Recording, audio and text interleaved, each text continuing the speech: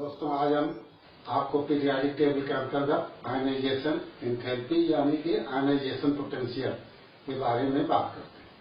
पहले तो ये समझिए कि आयनाइजेशन पोटेंशियल की इंपॉर्टेंस क्या है। इससे आप मेटेलिक कैरेक्टर निकाल सकते हैं, कौन अच्छा मेटल है कौन अच्छा नॉन मेटल है। बेसिक प्रॉपर्टी निकाल सकते हैं, एसिडिक प्रॉपर्टी निकाल सकते हैं, रिड्यूसिंग प्रॉपर्टी निकाल सकते हैं, कौन अच्छा रिड्यूसिंग एजेंट है या कौन अच्छा ऑक्सीडाइजिंग एजेंट है, या इलेक्ट्रोनिगेटिविटी को आयनाइजेशन पोटेंशियल के द्वारा डिसाइड कर सकते हैं। तो आयनाइजेशन पोटेंशियल की पहले तो सिंपल डेफिनेशन क्या है या आयनाइजेशन एनर्जी की। इसकी सिंपल डेफिनेशन ये होती है कि energy required for the remove of an electron in valence shell of the gaseous atom, gaseous condition में होना चाहिए और वो एटम किस कंडीशन में हो, आइसोलेट। तो valence shell of the gaseous atom in isolated condition is called ionization energy. क्या बताया, इसको लिख भी दे रहे हैं क्या कि energy required for an electron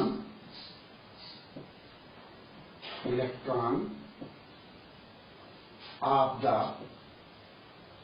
valence cell of n। एक यहां पर ध्यान देना, आइसोलेटेड कैसा आइटम होना चाहिए, आइसोलेटेड गैसियस और आइसोलेटेड होना चाहिए गैसियस स्टेट्स टू कन्वर्ट, इसमें कन्वर्ट हो जाए, convert into gaseous atom. Clear हो गया, gaseous atom.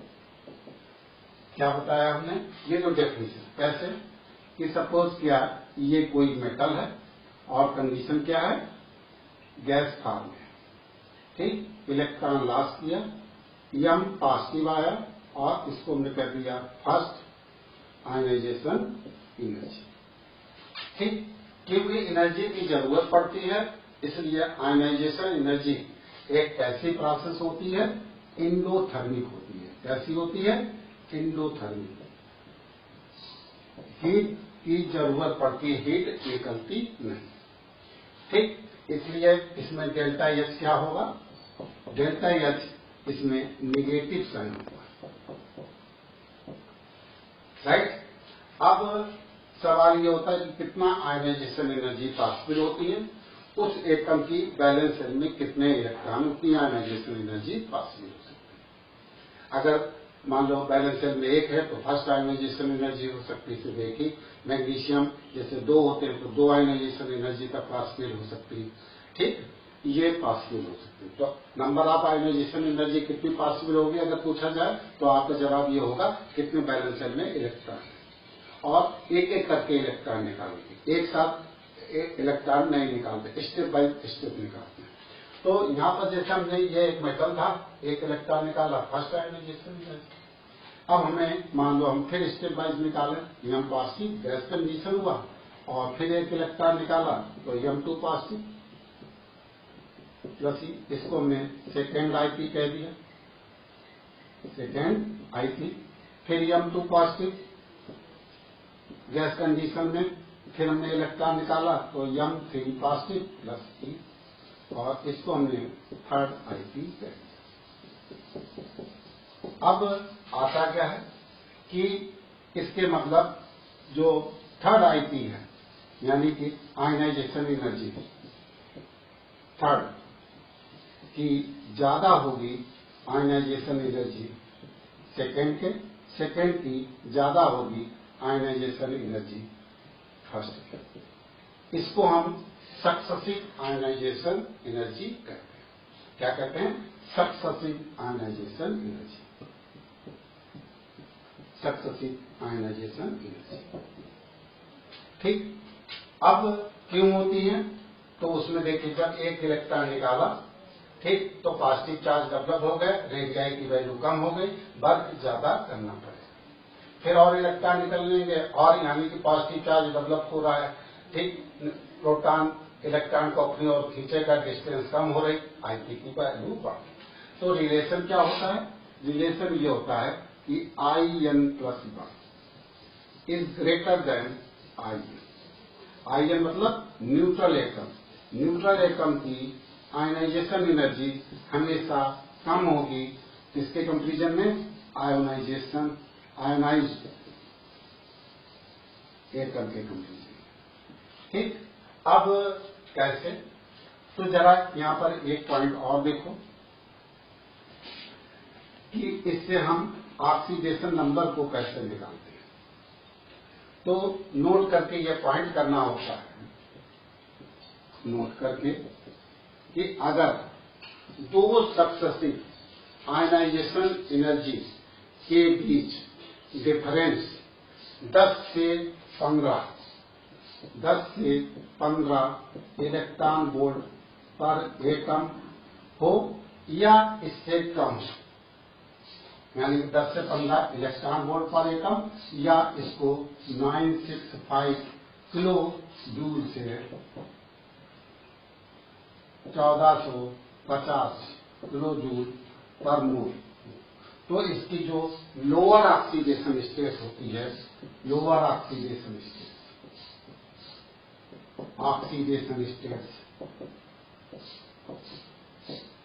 Are not stable नहीं होती। और अगर ये टू सक्सेसिव आयनाइजेशन एनर्जी का डिफरेंस 15 इलेक्ट्रॉन वोल्ट से अधिक हो तो लोअर ऑक्सीडेशन स्टेट्स क्या होगी? लोअर ऑक्सीडेशन स्टेट्स स्टेबल होगी, स्टेट आर स्टेबल। तो क्लियर हुआ? ये हमने क्या बताया कि अगर इसमें हो या इससे कम हो तो लोअर ऑक्सीडेशन स्टेट नहीं स्टेबल होगी, और अगर 15 इलेक्ट्रॉन वोल्ट से ज्यादा हो difference two successive ionization energy के बीच में, तो उसकी जो लोअर ऑक्सीडेशन स्टेट होगी वो स्टेबल होगी। तो इससे हम ऑक्सीडेशन स्टेट भी फाइंड कर सकते हैं। अब सवाल यह है कि इस आयनाइजेशन एनर्जी में कौन कौन से फैक्टर्स इन्वॉल्व होते हैं। तो देखिए कौन कौन से फैक्टर्स होते हैं आयनाइजेशन एनर्जी में। आयनाइजेशन एनर्जी में सबसे पहले हम चार्ज की बात करते हैं, एक चार्ज फैक्टर है, दूसरा रेडियाई यानी कि डिस्टेंस कह सकते हैं, तीसरा पेनिट्रेटिंग इफेक्ट का, चौथा फुल फील्ड और हाफ फील्ड ऑर्बिटल का। ये मेनली फैक्टर्स होते हैं जो आयनाइजेशन एनर्जी को डिसाइड करते हैं। पहला फैक्टर की बात करते हैं चार्ज। तो क्या होगा? आयनाइजेशन एनर्जी डायरेक्टली प्रोपोर्शनल होता है चार्ज कि अगर चार्ज बढ़ेगा तो आयनाइजेशन एनर्जी बढ़ेगी। तो पीरियड में अगर आप बात करते हैं, पीरियड में हम कहते हैं इफेक्टिव न्यूक्लियर चार्ज इंक्रीज करता है। क्या करता है? इफेक्टिव न्यूक्लियर चार्ज बढ़ता है, न्यूक्लियर चार्ज बढ़ता है, इंक्रीज करता है। तो आईटी भी क्या होगा? आयनाइजेशन पोटेंशियल भी इंक्रीज करेगा। कैसे करता है? तो जैसे ये देखो इफेक्टिव न्यूक्लियर चार्ज का पीरियड में आईटी कैसे बढ़ती है। तो ये हम पीरियड मान लो हम सेकेंड के मेंबर्स लेते हैं। क्या है? लिथियम, फिर बेरिलियम, फिर बोरान, फिर कार्बन, फिर नाइट्रोजन, फिर ऑक्सीजन, फिर फ्लूरिन। पीरियड सेकेंड के, इसका एटॉमिक नंबर 3 है, इसका 4 है, इसका 5, 6, 7, 8 और 9। ठीक, तो आईपी की वैल्यू अगर हम देखते हैं तो लिथियम से बेरिलियम बढ़ी, फिर ये कम हो गई, फिर बढ़ी, फिर यहां पर कम हो गई, फिर बढ़ी। ठीक, यहां पर ये सेकेंड ग्रुप की बात करते हैं, सेकेंड ग्रुप, और ये 15 ग्रुप की बात करते हैं। ये एक्सेप्शनल केस है। और रीजन क्या दे देते हैं कि पीरियड में इफेक्टिव न्यूक्लियर चार्ज बढ़ रहा है, इसलिए आईपी की वैल्यू बढ़ रही है। ठीक, इसको हम अभी इससे समझाते हैं कि क्यों बढ़ती है फुल फेड और हाफ फेड का रीजन होता है। ठीक, दूसरा क्या है, दूसरा है रेडियाई की बात कर लेते हैं। रेडियाई में देखो भाई कैसे, दूसरा रेडियाई का बात करते हैं। रेडियाई में क्या होगा कि ionization energy inversely proportional to radii, यानी कि डिस्टेंस। अगर किसी भी ग्रुप की बात करते हैं, जैसे हम ग्रुप फर्स्ट की बात करते हैं, ठीक, तो ग्रुप फर्स्ट की बात करते हैं तो फर्स्ट ग्रुप में क्या है, लिथियम है, सोडियम है, पोटेशियम है, रोबिडियम है, सीजियम। फ्रांसियस को नहीं लेंगे, रेडियो एक्टिव। इसका एटॉमिक नंबर 3, 11, 19, 37 और 59। इसमें सेल देखेंगे तो 2 और 1, इसकी सेल 2, 8 और 1, ये 2, 8, 8 और 1, और ये 2, 8, 18, 8 और 1, और 2, 8, 18, 18, 8 और 1। तो देख रहे हैं कि नंबर ऑफ सेल्स बढ़ रहे हैं। और ग्रुप में आप जब जाएंगे तो इफेक्टिव न्यूक्लियर चार्ज जो कि हमने समझाया है ऑलमोस्ट कांस्टेंट हो जाता है, नंबर ऑफ सेल्स बढ़ती है, और जब नंबर ऑफ सेल्स बढ़ती है तो रेडियाई बढ़ रही है, तो आईपी की वैल्यू घट हो रही है। तो आईपी का फिर क्या सीक्वेंस होगा, increasing order of ionization energy, increasing order of ionization energy, कि आईपी की वैल्यू बढ़ रही है, सबसे ज्यादा लिथियम की और सबसे कम सीजियम। ये हम फर्स्ट ग्रुप की बात है। ऐसे ही सेकेंड ग्रुप में भी यही होता है, लेकिन यहां पर थोड़ा सा हम अगर 13 ग्रुप की बात करते हैं, 13 ग्रुप की बात करते हैं, 13 ग्रुप की बात करते हैं। 13 ग्रुप में क्या क्या कौन कौन से होते हैं, बोरान होता है, एल्युमिनियम होता है, गैलियम होता है, इंडियम होता है और थैलियम होता है। इसका एटॉमिक नंबर देखो, इसको ऐसे 1, 2, ये तीसरा मेंबर, ये 4 और ये 5। तो कायदे से आईपी का किसका कम होना चाहिए, आईपी इसका कम होना चाहिए, इसका ज्यादा होना चाहिए, लेकिन ये आईपी की पोजीशन गलत है। ठीक, सीक्वेंस क्या है कि सबसे ज्यादा बोरान का है, ये राइट है, और फिर एल्युमिनियम का है, फिर गैलियम, फिर एल्युमिनियम और फिर इंडियम। इसका रीजन क्या है, यहां पर ये लेंथेनाइट, यहां पर ये थैलियम के बीच में क्या हो जाएगा, एक्टिनाइट कॉन्स्ट्रक्शन, एक्टिनाइट कॉन्स्ट्रक्शन हो जाएगा, sorry actinide, lanthanide construction, lanthanide construction, lanthanide construction. और लेंथेनाइट कॉन्स्ट्रक्शन की वजह से क्या होगा, रेडियाई घटेगी। जब रेडियाई घटेगी तो आईपी की वैल्यू बढ़ेगी।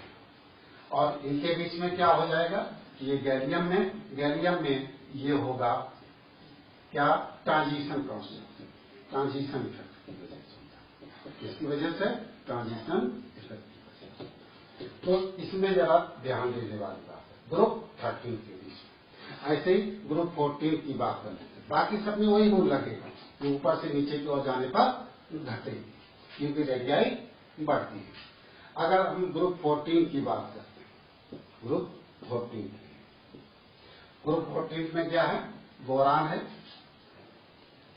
14 में कार्बन है, सॉरी सिलिकॉन है, जर्मेनियम है, स्टेनस है और लेड है। ऊपर से नीचे की ओर जाने पर आईपी की वैल्यू घटेगी। तो यानी कि ये सीक्वेंस होना चाहिए, लेकिन ये सीक्वेंस नहीं है।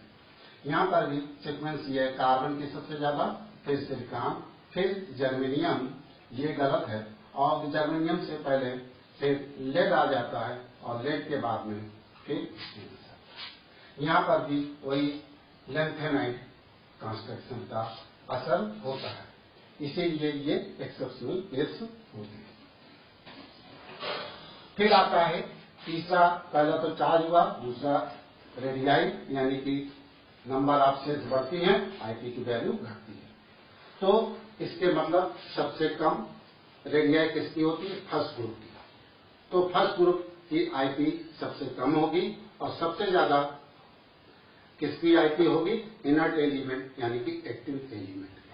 तो सबसे कम अगर पूछा जाए आयनाइजेशन पोटेंशियल तो फर्स्ट ग्रुप, और फर्स्ट ग्रुप में ऊपर से नीचे की ओर जाने पर कम होता, तो सबसे कम आईपी किसका होगा? फर्स्ट ग्रुप में सबसे कम होगा सीजियम। और सबसे ज्यादा आयनाइजेशन पोटेंशियल पूछा तो आप आइए एक्टिन ग्रुप में, और एक्टिन ग्रुप में ऊपर से नीचे वाला नहीं, सबसे ऊपर वाला, क्योंकि नीचे की ओर कम होगा। और एक्टिन ग्रुप में सबसे ज्यादा आईपी यानी कि मैक्सिमम आईपी अगर पूछा जाए तो फिर किसका होगा? IP helium. और मिनिमम आईपी किसका पूछा जाए? ये मिनिमम आईपी आयनाइजेशन पोटेंशियल, तो वो है सीजियम। क्लियर? तो ग्रुप में यानी कि घटती है, पीरियड में बढ़ती है, और ऊपर से नीचे की ओर सबसे कम फर्स्ट ग्रुप का और सबसे ज्यादा इनर्ट एलिमेंट यानी कि एक्टिव ग्रुप्स। फिर आते हैं पेनिट्रेटिंग इफेक्ट की बात करते हैं। पेनिट्रेटिंग इफेक्ट के मतलब क्या है? कि ये न्यूक्लियस के पास में पहले यस ऑर्बिटल होगा, फिर पी होगा, फिर टी होगा, फिर एफ होगा, यस होगा, फिर पी होगा, फिर टी होगा, फिर न्यूक्लियस के पास में जो यस ऑर्बिटल होता है उसके इलेक्ट्रॉन न्यूक्लियस को चारों ओर से कवर किए रहते हैं। ठीक? तो इससे स्टेबल है, पास में है, आसानी से इलेक्ट्रॉन रिमूव नहीं कर पाएंगे। फिर सबसे ज्यादा आसानी रिमूव किससे कर लेंगे? यस का। तो सबसे ज्यादा पेनिट्रेटिंग इफेक्ट किसका पड़ेगा? यस का, फिर टी का, फिर डी का, फिर एफ का। तो आईपी सबसे ज्यादा किसकी होगी? यस की सबसे ज्यादा। इससे आसानी से इलेक्ट्रॉन नहीं रिमूव हो पाएगा, इससे हो जाएगा। तो increasing order of IP, ionization potential बढ़ता है। ठीक? तो इसे हम पेनिट्रेटिंग इफेक्ट कहते हैं।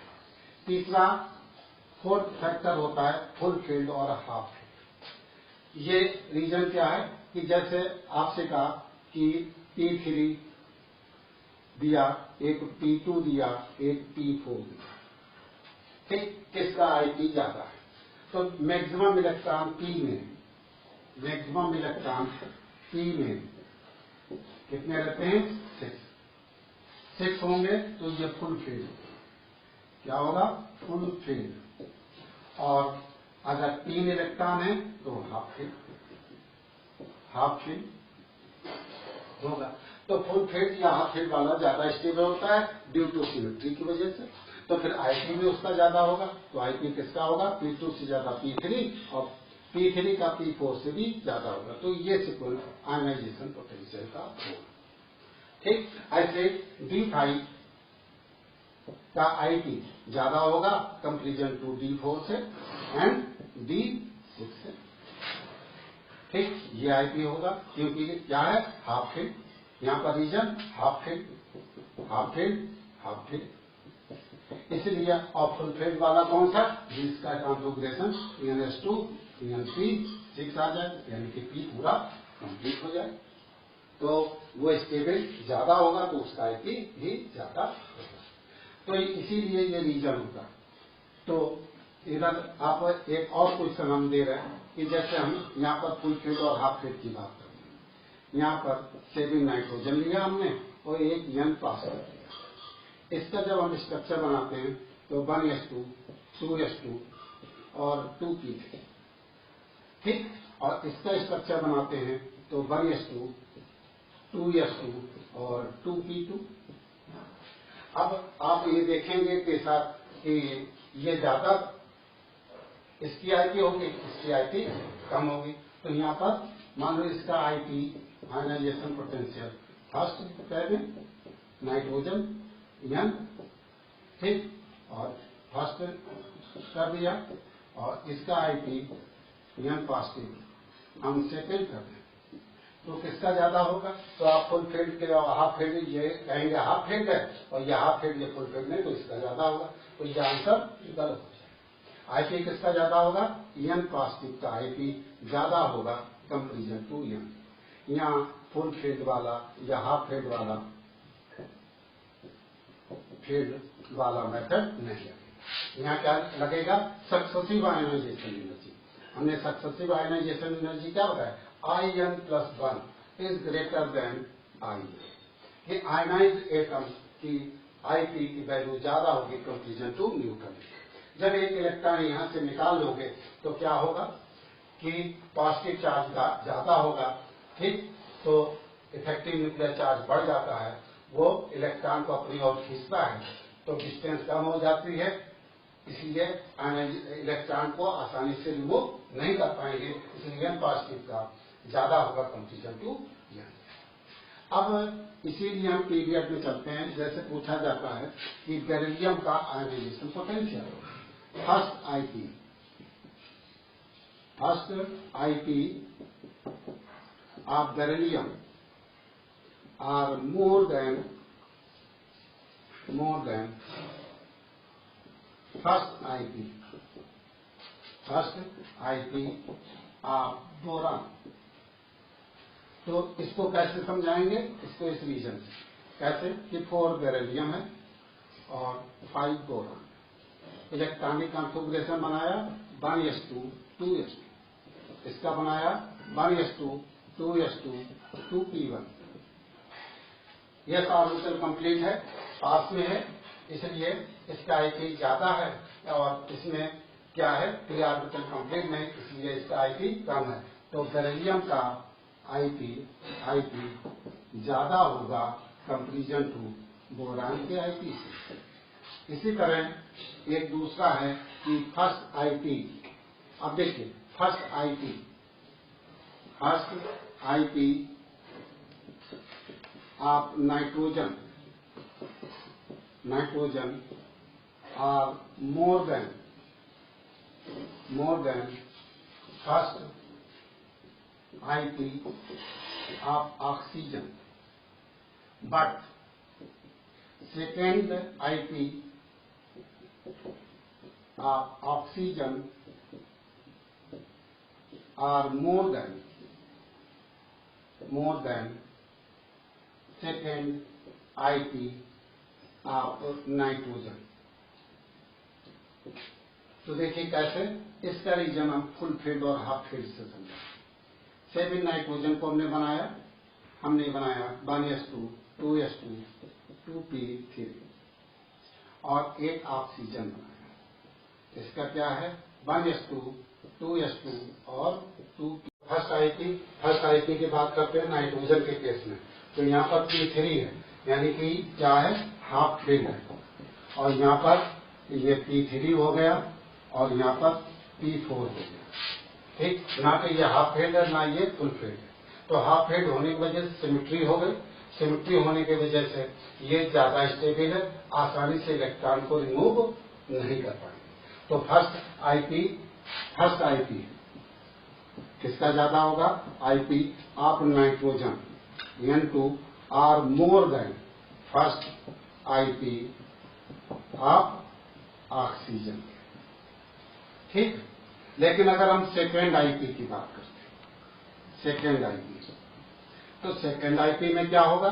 सेकेंड आईपी मतलब एक इलेक्ट्रॉन अब निकल गया, यहाँ 2p2 हो गया और यहाँ पर वो पॉजिटिव यहाँ p3 हो गया, तब यहाँ पर क्या स्ट्रक्चर हो जाएगा? ये हो जाएगा। तो सेकेंड आईपी किसका होगा? यहाँ पर फिर देखिए वही रीजन हो जाएगा कि ये हाफ फील्ड हो गया और ये ना हाफ फील्ड है ना फुल फील्ड है, तो सेकेंड आईपी आप ऑक्सीजन की ज्यादा होगी, O2 positive is more than second IP आप किसकी? N positive. Clear? Full filled और हाफ फील्ड का रीजन। लेकिन इसको, इस नाइट्रोजन को यहां से कंपेयर ना कर देना, N और N पॉजिटिव। यहां पर क्या होगा, N पॉजिटिव 1s2 2s2 और 2p3 होता है, और यहां पर होगा 1s2 2s2 2p2। तो किसका आईपी ज्यादा होगा, तब आईपी, ये मत कह देना कि ये p3 है तो इसका ज्यादा होगा, तब आईपी इसका ज्यादा होगा। तो इसका आईपी यानी कि N का आईपी से ज्यादा होगा N पॉजिटिव का। ठीक, IP increasing order of IP. क्यों? क्योंकि ये सक्सेसिव आयनाइजेशन एनर्जी होती है। सक्सेसिव आयनाइजेशन एनर्जी में हमने हमेशा बताया IN1 + IN+1 is greater then IN। कि एक इलेक्ट्रॉन निकाल लेंगे तो क्या होगा, पॉजिटिव चार्ज डेवलप हो जाएगा, जो कि इलेक्ट्रॉन के ऊपर और खींचेगा, रेडियाई कम होगी, इसलिए आसानी से इलेक्ट्रॉन को रिमूव नहीं कर पाएंगे। तब इसके केस में हम फुल फील्ड और हाफ फील्ड नहीं लगाते हैं, यहाँ पर हम इलेक्ट्रॉन्स को देखते हैं। क्लियर? अब इस आईपी की बात करते हैं, इसकी इंपॉर्टेंस क्या है। तो पीरियोडिक टेबल में आयनाइजेशन पोटेंशियल की इंपॉर्टेंस, एक तो हमने बताया ऑक्सीडेशन स्टेट, कौन स्टेबल है कौन अनस्टेबल। तो उसमें आपको क्या करना है कि दो सक्सेसिव आयनाइजेशन एनर्जी का डिफरेंस हमने बताया 10 से 15 इलेक्ट्रॉन वोल्ट पर एटम, या 965 से लेकर के 1450 किलो जूल पर एटम हो, या इससे कम हो तो लोअर ऑक्सीडेशन स्टेट नहीं स्टेबल होगी, और अगर 15 इलेक्ट्रॉन वोल्ट से ज्यादा है तो लोअर ऑक्सीडेशन स्टेट स्टेबल होगा। तो ऑक्सीडेशन स्टेट की स्टेबिलिटी को डिसाइड करते हैं। दूसरा, हम मेटेलिक कैरेक्टर को ही डिसाइड करते हैं। कैसे? कि जिसकी आईपी की वैल्यू सबसे कम होती है वो उतना ही अच्छा मेटल होगा। तो आईपी सबसे कम किसकी होती है, अभी हमने बताया फर्स्ट ग्रुप में क्या, ऊपर से नीचे की ओर जाने पर आईपी घटता है। तो आईपी किसका सबसे कम होगा, लिथियम, सोडियम, जैसे पोटेशियम, रोबिडियम और सीजियम। तो आईपी तो हमने ऐसे बढ़ा, इंक्रीजिंग ऑर्डर ऑफ आईपी यानी कि आयनाइजेशन पोटेंशियल लिथियम का ज्यादा है और सीजियम का आईपी कम है, लो आईपी। ठीक, तो जब आईपी कम है तो इसकी रिएक्टिविटी भी ज्यादा है। तो सबसे ज्यादा अच्छा मेटल कौन, मेटेलिक कैरेक्टर देखते हैं। तो मेटेलिक कैरेक्टर किसके बराबर होगा, मेटेलिक कैरेक्टर इनवर्सली प्रोपोर्शनल होगा आयनाइजेशन पोटेंशियल। अगर आयनाइजेशन पोटेंशियल बढ़ेगा तो मेटेलिक कैरेक्टर कम होगा, और आयनाइजेशन पोटेंशियल घटेगा तो मेटेलिक कैरेक्टर बढ़ेगा। तो सीजियम का यानी कि आयनाइजेशन पोटेंशियल घट रहा है तो सीजियम अच्छा मेटल है। फिर उसके बाद में रोबेडियम, उसके बाद में पोटेशियम, और उसके बाद में सोडियम, और उसके बाद में lithium. Increasing order of metallic character, metallic property. तो मेटेलिक प्रॉपर्टी हमने डिसाइड कर ली। जो मेटल होता है वो इलेक्ट्रॉन लॉस करने की टेंडेंसी में रखता है, तो उतना ही अच्छा रिड्यूसिंग एजेंट भी होता है। तो इंक्रीजिंग ऑर्डर ऑफ क्या हो गई, रिड्यूसिंग प्रॉपर्टी, यानी कि रिड्यूसिंग प्रॉपर्टी भी हम डिसाइड कर लेते हैं। और जितना अच्छा मेटल है तो मेटल के ऑक्साइड बेसिक होते हैं, तो उतने ही अच्छा बेसिक बनाता है। कैसे बनाएगा, तो ये देखो बेसिक में सेकेंड ग्रुप की बात करते हैं। सेकेंड ग्रुप में जैसे बेरिलियम है, ठीक, मैग्नीशियम है, बेरिलियम, मैग्नीशियम, कैल्शियम, स्ट्रांसियम और बेरिलियम। ठीक, अगर हम आयनाइजेशन एनर्जी की बात करते हैं तो आयनाइजेशन एनर्जी का ये क्रम है, increasing order of ionization energy, increasing order of ionization energy बढ़ रही। और आयनाइजेशन एनर्जी किसके होते हैं, इनवर्सली होता है मेटेलिक कैरेक्टर के। तो मेटेलिक कैरेक्टर सबसे कम किसका होगा, मेटेलिक कैरेक्टर सबसे ज्यादा बेरियम का, फिर उससे कम स्ट्रांसियम का होगा, उससे कम कैल्शियम का होगा, उससे कम मैग्नीशियम, और फिर बेरिलियम। तो इसके ऑक्साइड की बात करते हैं तो ये BaO बनाता है, ये SrO बनाएगा, ये CaO बनाएगा, ये MgO बनाएगा और ये BeO बनाएगा। तो increasing order of basic property भी बढ़ रही। तो ये सब स्ट्रांग बेस बनाएगा, अपने ग्रुप में स्ट्रांग बेस होगा और ये क्या होगा, एम्फोटेरिक होगा, यानी कि इसमें एसिडिक प्रॉपर्टी ज्यादा होगी। ऐसे चलो मान लो ग्रुप की बात नहीं करते हैं, हम एक पीरियड में लेकर के बात करते हैं।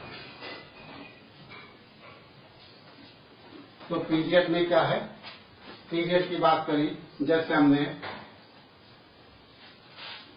सोडियम की बात करी, पीरियड सेकेंड की बात करते हैं, पीरियड हम सॉरी थर्ड की बात करते हैं।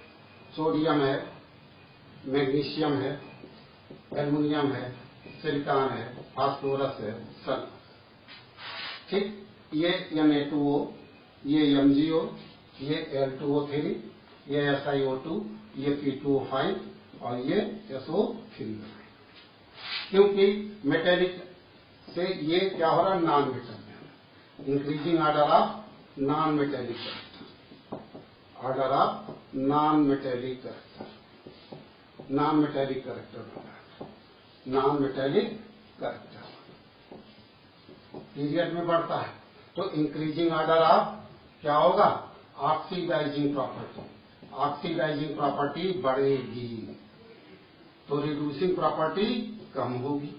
तो इसके मतलब ये ऑक्सीडाइजिंग एजेंट की तरह बिहेव करेंगे, ऑक्सीडाइजिंग एजेंट की तरह, क्योंकि नॉन मेटल है, क्या है, नॉन मेटल।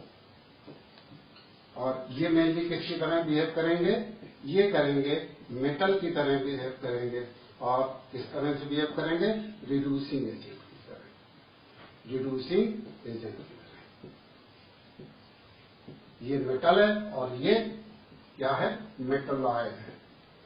तो ये बेस हो गए, ये बेस हो गए, बेसिक, और ये कैसा हो गया, एम्फोटेरिक, कैसा हो गया, एम्फोटेरिक, और ये क्या हो गया, एसिडिक प्रॉपर्टी। तो ये सब डिसाइड करेंगे, metallic, reducing property, oxidizing property, basic character, acidic character. एक चीज और हम आईपी से निकाल सकते हैं, क्या, इलेक्ट्रोनिगेटिविटी। तो इलेक्ट्रोनिगेटिविटी हम किसी भी एलिमेंट की निकालनी हो तो ऐसे निकालते हैं कि electronegativity of X element, X element की हमें निकालनी है, बराबर होता है आयनाइजेशन पोटेंशियल या ionization energy plus electron affinity divided by 2। क्योंकि यहां पर एनर्जी की बात करते हैं तो हम आयनाइजेशन एनर्जी की यूनिट की बात करते हैं। यूनिट क्या होती है, इलेक्ट्रॉन वोल्ट पर एटम। ये पोटेंशियल डिफरेंस लेते हैं और 1 इलेक्ट्रॉन वोल्ट बराबर होता है 23.4 किलो कैलोरी पर मोल या 96.4 किलो जूल पर मोल होता है। ठीक,